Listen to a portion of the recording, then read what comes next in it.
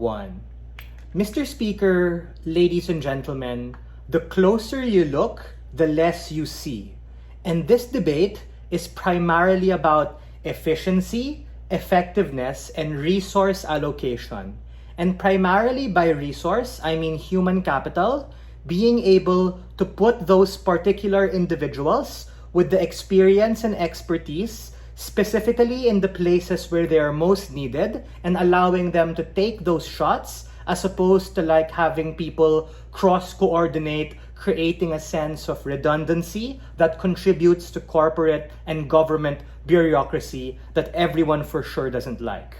Currently, the problem in status quo is that there is a misallocation of priority wherein we see doctors and nurses who are supposed to be in the front lines, given that they are agents of the state and they took the Hippocratic Oath, now getting lost in the sauce and drowning in a lot of this corporate red tape bullshit, like being able to have to do certain clerical tasks with the LGU or even with the national government when they coordinate with the PRC. And this is ultimately ineffective because this is also amidst the backdrop of both private and public hospitals having a under supply and over demand of particular people, especially among maybe summer months where more people are capable of getting dengue, malaria, meaning especially in rural areas, for instance, with the advent of stuff like the Doctor to the Barrio program, we really think a lot of these individuals and agents of the state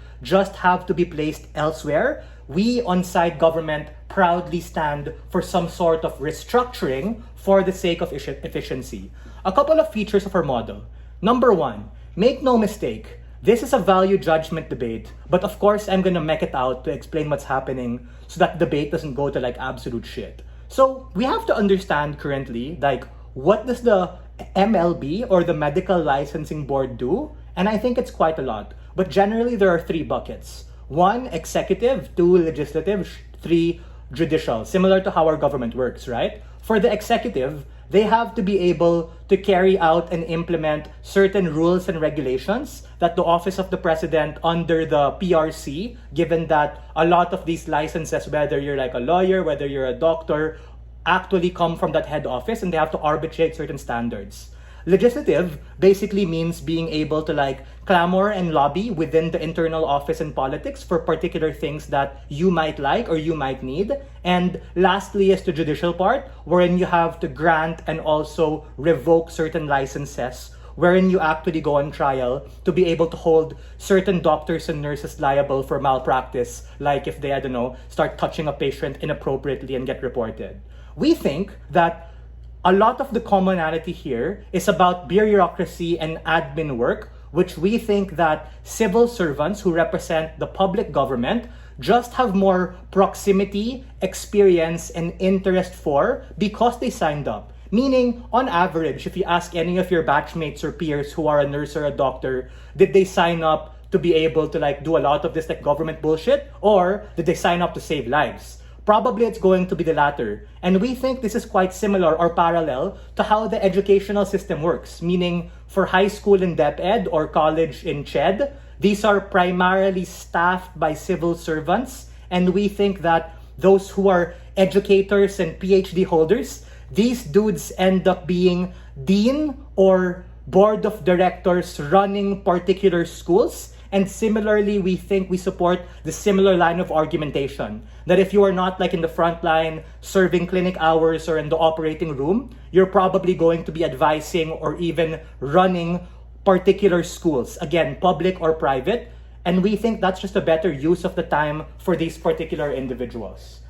We think the second idea here is in terms of degree of involvement. Like, no shit, right? Gov's not gonna be like, hey guys, it's gonna be all these unnuanced, random politicians and civil servants who are going to make all of the decisions.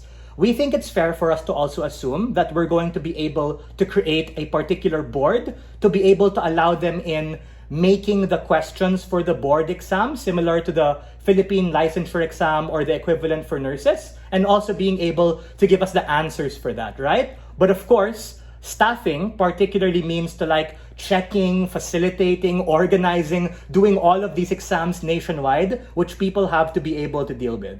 And like we can preempt side opposition because they might be like, Joseph, in the law, for instance, the Philippine Bar Commission, it's headed by a lawyer. So why should the medical not be held by a nurse and a doctor?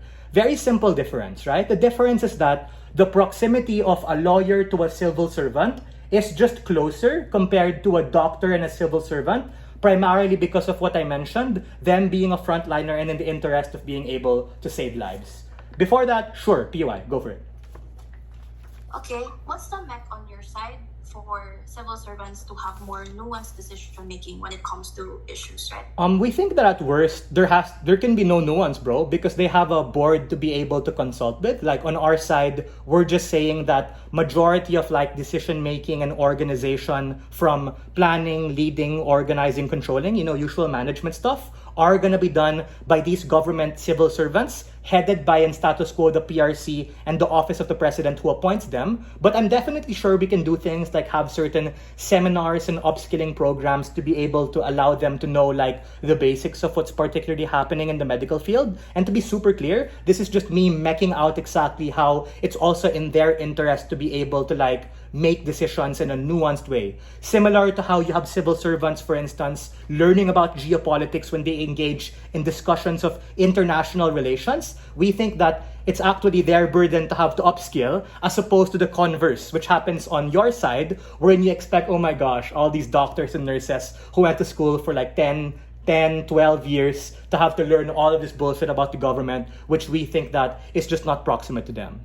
Uniquely, what have we told you so far? We've explained to you how this necessarily works, and in terms of being able to allocate talent, we rather funnel these particular individuals to where they have to be in order to be able to have efficiency of being able to carry out all of their functions. Whether you're a doctor who's operating in the boardroom or having clinic, or whether you're a doctor who spends most of your time running a med school, for instance, as board or as a sitting dean, we rather have you there and not necessarily lost in the sauce of a lot of this corporate bureaucracy, which primarily like 80% is probably bureaucratic legwork. And for all of these reasons, we're very proud to open this debate and stand on side prop. Thank you.